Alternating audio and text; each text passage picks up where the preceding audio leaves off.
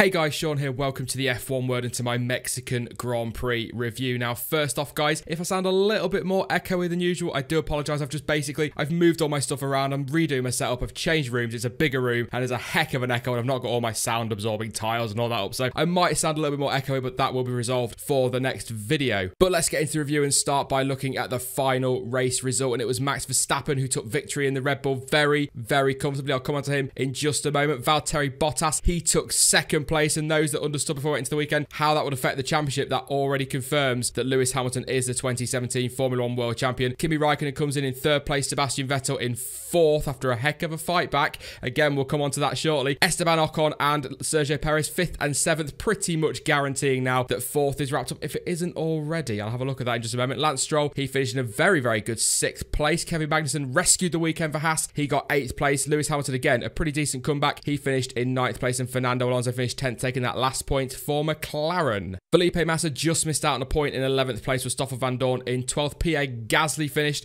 in 13th place. Again, very consistent for Pierre Gasly, always around there, isn't he, when he's been racing in Formula 1. Pascal Wehrlein in 14th place, and Romain Grosjean, not a great weekend for him. He ended up 15th. Your retirements list is Carlos Sainz, Marcus Ericsson, Brendan Hartley, Nico Hulkenberg, and Daniel Ricciardo. Pretty much, guys, Max Verstappen aside, not a great weekend for the Renault boys. Now, more often than not, guys, I would start with the race winner and talk about him. I promise I will come on to him in just a moment. But when a world champion is crowned, there is only one place to start. So it is 4 for 44 then, as Lewis Hamilton is crowned the 2017 Formula 1 World Champion. And it was not straightforward by any means whatsoever. We'll come on to the reason in just a moment, but fighting back to ninth place. I mean, it's not the way any driver wants to win a World Championship, but certainly not Lewis Hamilton to end up ninth place. And I have to say, guys, personally, I hate it when a newly crowned World Champion is not on the podium. You want to see him up there celebrating, but that is the way Formula 1 goes. And it all kind of kicked off in turn 1, 2, and 3 between Verstappen, Vettel, and Hamilton. Now, talk about Verstappen in a moment, and that turn 1 incident will come to the one immediately between the two championship rivals, Hamilton and Vettel. Hamilton's down the outside in turn 1, gets out of it a little bit to prevent any kind of contact with Verstappen and Vettel, who are dueling, and then through turn 2, Vettel makes contact with Verstappen and then kind of comes across, understeering all over the place with the broken front wing, and hits Lewis Hamilton's rear tyre. And of course, then the inevitable happens, and Lewis Hamilton gets a puncture, ends up having to cruise around and make his pit stop. Lewis actually questioning during the race whether Sebastian Vettel did that on purpose, and actually Niki Lauda saying after the Grand Prix that he suspects that it was possibly on purpose, or at least questions it. The stewards noted it and they took no further action, saw it as a racing incident. Rightly so, in my opinion. Yeah, there's contact, and I guess it was a little bit convenient for Sebastian Vettel that it happened. And when you watch the onboard, there's some shots online of Sebastian Vettel steering left into Hamilton's tyre, but if you actually watch the full clip properly, you'll see that he's actually jiggling the wheel because he's fighting understeer, fighting oversteer. His front wing's broken. Contact was kind of inevitable. I have to say, though, he didn't exactly back out of it or try and avoid it completely. I mean, although he's fighting the car and he's got damage to his front wing, he could possibly have done a little bit more. And maybe in the back of his mind, he's thinking, you know, championship's falling away here. I've got to do something, but I'm not going to back out of it. I'm not going to hit it. I don't know. It's a really, really weird one, but I don't think he's done it deliberately. I just don't think he's maybe backed out as much as he could. No penalties applied. Absolutely right decision.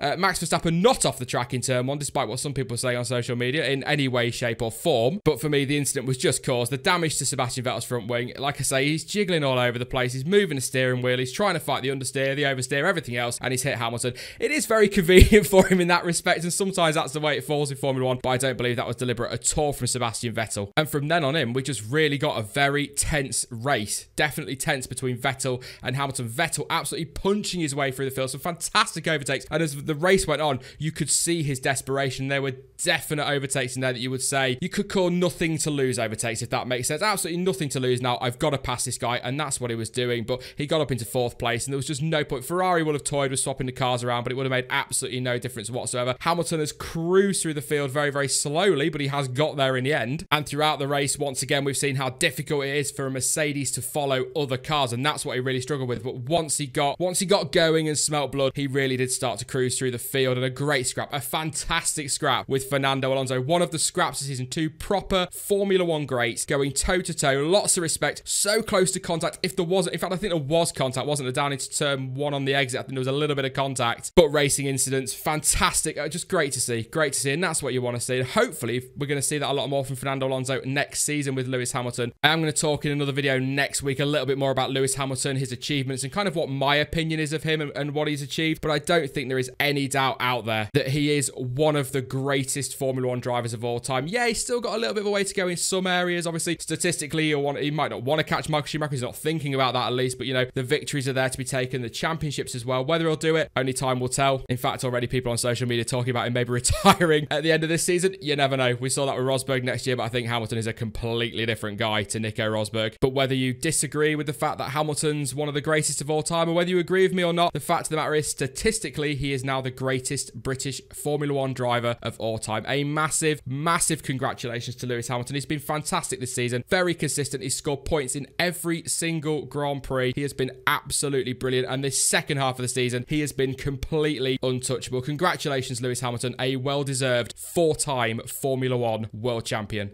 Max Verstappen then, he took his third career win in Mexico with an absolute cruise. A peach of a drive. Dominant. It's the only word. Absolutely dominant. He took the lead in turn 2. He absolutely disappeared. He cruised around. He pumped in some very quick lap times. Got told off by his team quite a bit as well for pumping in those lap times. I'll leave him alone. I know they're worried about the Renault engine, but just let him go racing. He's having an absolutely fantastic time. He's laughing over the radio. He was absolutely brilliant today. And, you know, we already knew it was going to be something special, but he just confirms it every single weekend, one way or another. He just shows us something that shows he is an absolute future legend of this sport. And he was just unstoppable today. Valtteri Bottas, 19.6 seconds behind him in a Mercedes-powered car. That is how good Verstappen was today. And I think it shows as well just how good that Red Bull chassis is, just to give them some credit and not just give it all to Verstappen, of course. So the move that gave him the lead, then a fantastic start for him. It was, to be fair, it's pretty equal between the top three in terms of starts, but Verstappen just got it all right. That Renault engine looked a lot more powerful than I thought it was going to be, tucking in behind the Ferrari. Got a really decent tow. He pulls out. Hamilton is outside. Hamilton, of course, we've already discussed. He then sort of backed out of that a little bit to avoid major contact. They're two side by side. Vettel sort of gives him a really good squeeze, and Max Verstappen just keeps enough of his car on the racetrack, on the white line and on the racetrack, and then into turn 2, he takes the lead, and he just absolutely disappears from there. A brilliant move, nice and aggressive, completely fair, no penalties, right decision. There was contact with Sebastian Vettel as Sebastian Vettel's front wing hit Max Verstappen's rear left tyre, and of course that then led to Sebastian Vettel understeering into Lewis Hamilton. How Verstappen didn't get a puncture, I have no idea, but he just disappeared. He was just absolutely sensational today. I keep saying brilliant and fantastic and amazing, but you do really, really run out of words to describe just how good he is sometimes. He managed the car perfectly. He managed the race perfectly. He needed a little bit of management from his team in terms of the loud pedal, because he tried to keep going faster and faster, and they wanted to back off and look after the car. Obviously, he looked comfortable, and with the Renault engine problems they had within the team with Daniel Ricciardo, of course, and throughout the Grand Prix, they just wanted to make sure he was going to get to the end of that race, and totally understandable from the team, but we do want to see him going as fast as possible, because that is when he's at his best. And to be honest, guys, there's not really a lot to say about Max Verstappen in this race, because he just disappeared. Like I say, Valtteri Bottas the same, and Kimi Raikkonen actually tweeted out during the race, you know, has anybody seen Verstappen, Bottas or Raikkonen? It has definitely been a while. It was a good, I don't know, ages before we saw anything. In fact, I think probably a good 20 laps. Yeah, probably the last 20 laps we saw nothing of the top three. So it was one of those racing turns top three, and actually Sebastian Vettel, the only other driver on the lead lap. I'm going to be honest, it wasn't an absolutely sensational race. It wasn't a complete and total classic, but as good as Verstappen was today, and as great as it was to see Hamilton and Vettel coming through the field, I think it was the tension of the championship fight and all those permutations of the championship that was making that race what it was. And that is not a knock on Verstappen, Bottas, Raikkonen, anybody in the midfield that did some great racing today. It just wasn't a classic, but at the same time, it wasn't terrible, and the tension just added to it all. On the subject of the midfield then, it was 5th and 7th for Esteban Ocon and Sergio Perez and their Force Indias. That has now confirmed Force India as 4th place in the Constructors' Championship. There is no catching them now. I've just done my maths, and if my maths is right, which it generally isn't, to be fair, that confirms in 4th place. Well done to them. Some pretty decent money coming their way. Lance Stroll, another decent race from him in 6th place today, and splitting the Force Indias is pretty decent as well for the Williams boys, and that just about now, I would say, confirms them in 5th place. They would have liked to have been higher, I'm sure, but they look very, very good. We'll look at the Constructors properly in just a few minutes' time. Lance Stroll, a very quiet race in some respects. I didn't really hear a lot about him. I think Martin Brundle actually summed it up quite nicely in commentary on Sky Sports, kind of described Lance Stroll as famine or feast, and I think that's pretty accurate without being disrespectful to him at all. It's a great result today. Obviously, Baku was absolutely fantastic for him. He's had a pretty decent season. Poor start. He's turned it around, and again today he's shown that he has got some proper talent, as well as, of course, course, the money. Qualifying for Haas was pretty depressing, to be fair for them. They were slowest of everybody except Pierre Gasly, who didn't even set a time, so they were absolutely terrible in qualifying. Romain Grosjean in the race, not much better, to be fair, if I'm being honest, not much better. He's not had a really great end to the season at all, but Kevin Magnussen, he's rescued that for Haas with some points. They've actually moved them in closer to Renault in the constructors, like I say. We'll look at that in just a moment. And Fernando Alonso, like I said earlier, a great scrap with Lewis Hamilton, and he managed to get a point out of the race. And definitely looking at that chassis, looking at the way he drives and what we know he can do, he's going to be up there fighting with the big boys a lot next season, and I cannot wait for Australia already. And there's still 2 races to go this season, for God's sake. But for those unfortunate enough to have a Renault engine in the back of their car, Max Verstappen aside, it was a pretty dire race. Both the Renaults out of the Grand Prix. Daniel Ricciardo gone for Red Bull, a Toro Rosso as well. Just not good enough. Not good enough at all from Renault. A very, very disappointing weekend. A terrible race. Engine failures left, right and centre. Although I think, to be fair, Carlos Sainz was complaining of the car pulling rather than an engine failure. I think they retired him as a precaution. But yeah, it doesn't matter. Daniel Ricciardo, he got a brand spanking new engine and took a grid penalty and still retired with engine problems. Nico Hülkenberg, he had ERS trouble. He wasn't even safe to get out of the car, the poor guy. He had to actually jump on the front of the car and then leap off to avoid any kind of electrocution or anything like that. It was proper, quite a dramatic radio call. I think the radio call was something like, the car is not safe, Nico, pull over and get out. It was as simple as that. Really, really not good enough from Renault there. Toro Rosso's Brendan Hartley, miserable weekend for him. Engine penalty, engine problems, and then we come into the race and you think, oh, at least he's got a fresh engine, and bang, it just goes. It's really, really not good enough. It really isn't for Renault. I keep saying that, but they are supposed to be getting their act together. Next year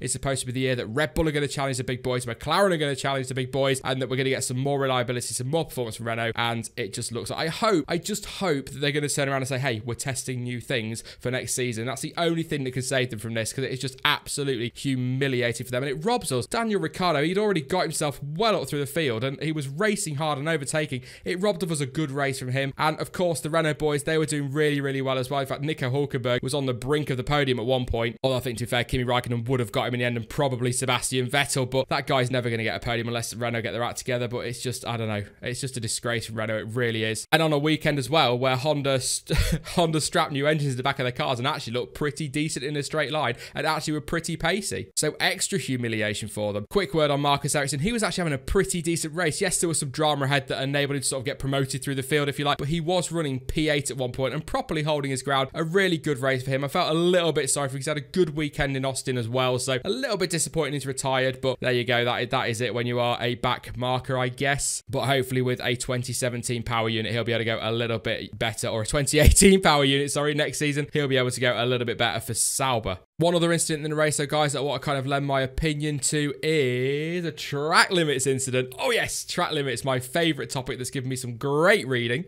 in the comments to my last video, at least. But this one is Sebastian Vettel and Felipe Massa. Did Sebastian Vettel go off track, gain an advantage, and complete an overtake on Felipe Massa? Yes, he absolutely did. However, Vettel is pushed completely off track by Massa, to the point where Massa himself has got at least half his Williams off track. The onboard from Massa's car actually shows him steering right to try and combat the oversteer, and that is why they've both ended up off the track. Vettel gets the move done, but for me, going into that corner, they are more than side by side. Even Vettel possibly a fraction ahead. I'm not entirely sure, to be honest. The angle isn't totally clear, but they're certainly side by side. Like I say, Massa's pushed him off. You can see actually on Vettel's onboard, he's even steering right to avoid the collision. That's just a racing incident. It's generally an accident. I think there's a little bit of contact as well. If there isn't, it's very, very close to it. Massa oversteering, Vettel avoiding a collision. That's the way it goes. They're side by side. No penalty. Correct decision from the stewards, but I'm pretty sure I'm probably going to see lots of Ferrari international assistants in the comments